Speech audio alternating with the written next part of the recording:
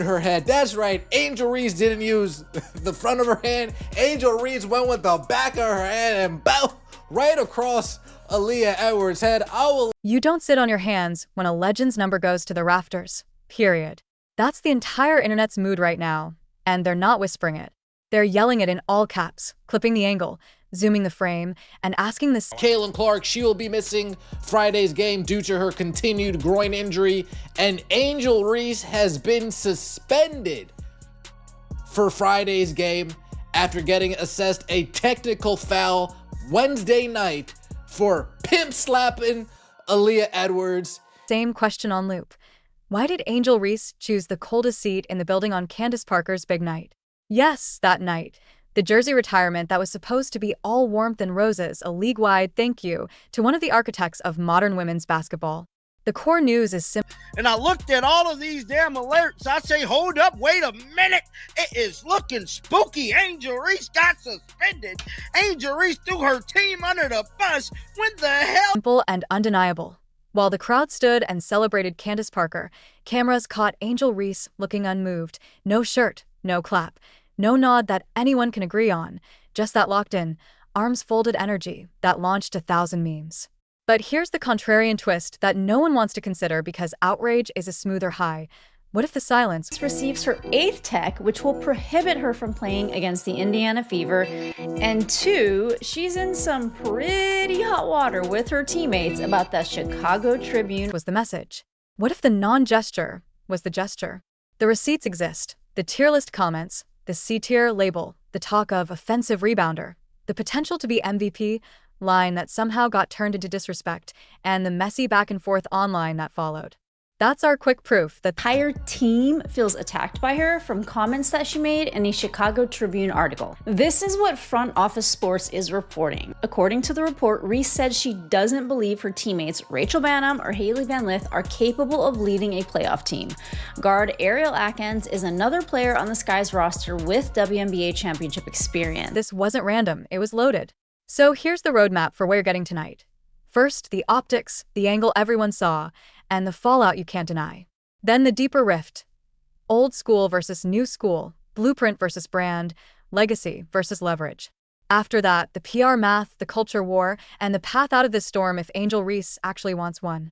Along the way, keep your seatbelt buckled, because every 20 seconds we're opening loops, breaking myths, and revisiting the receipts with a little roast-style seasoning to taste. Let's start with what was on camera, because that's the courtroom we all live in now. Candace Parker is on the floor, emotions in her throat, history in the air. The arena swells. Jerseys with her name sweep across the sight lines like an ocean of gratitude. Teammates, former teammates, coaches, celebrities, faces you recognize, and a few you only know from timeline arguments. Everybody's locked in.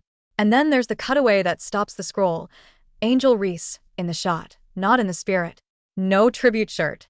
No visible applause. The vibe is frigid. You can practically hear the temperature drop in the lower bowl. Is that disrespect? Is it a statement?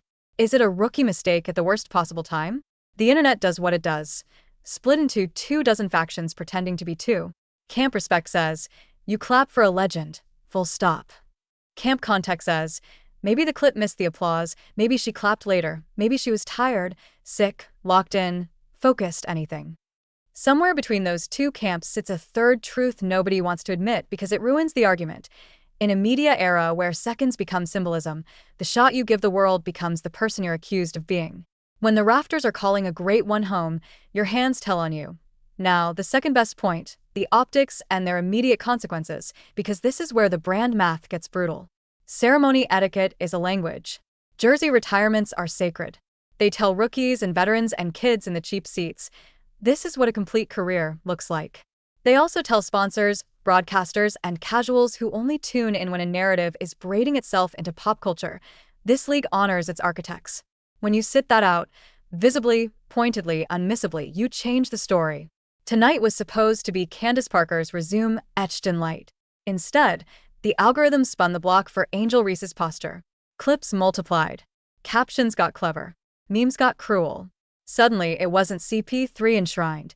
It was Angel Reese snub CP3. That's not fair to Candace, and it's not smart for Angel.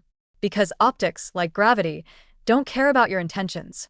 They only care about what the camera sees and what the crowd decides it means. Context. Candace Parker isn't just a name played on a banner. She's the personification of the bridge from "Is anyone watching?" to "Why are the seats sold out?"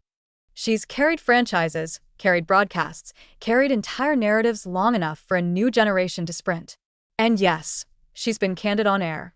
Recently, she put Angel Reese in the "prove it" tier, call it C tier if you want the soundbite, and described her role with words like offensive rebounder, while also saying the part too many conveniently ignore. There's MVP potential in that frame, in that motor, in that runway of development. That's not slander. That's analysis with a compliment stapled to it. But social media slices nuance thinner than deli meat. The part that sticks is the letter grade, the ranking, the perceived slight. And then came the replies, the retweets, the subtext turned text, as fans on both sides sharpened their elbows and Reese amplified some things that weren't strictly basketball critique. So by the time the retirement night rolled around, the ground was already salted. Which brings us to application. When the shot cut to Angel, all of that backstory leapt out of the shadows and into the foreground. The silence became a thesis. The absence of a shirt became an exclamation mark. And framing? Here's the bigger picture. The WNBA is still in its expansion phase of public mindshare. The league is stronger than ever, yes, but still proving, still persuading, still converting skeptics and casuals into believers. Nights like this aren't just ceremonies. They're commercials for the culture. That's why the optics weren't just bad. They were expensive. Here's where we turn the screw and bring in the strongest point. The one that stings because it's about identity, not clips. This is generational. Candace Parker stands for a code. Do the work, lead from the front, shine with grace, and when it's someone else's night, help the spotlight find their face. She survived and prospered through eras when respect was currency and humility was armor.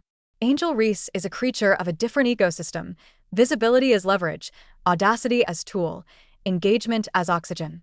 She is unapologetic and bold, and truth be told, that's part of why people watch. She makes basketball feel like an ongoing series with cliffhangers and preview trailers. That's a gift in a media landscape where attention is a knife fight. But the shadow side of that gift is believing every room is your room, every storyline your storyline, every ceremony a referendum on your era. On Candace's night, the expectation was simple: unity. The reality felt like rebellion.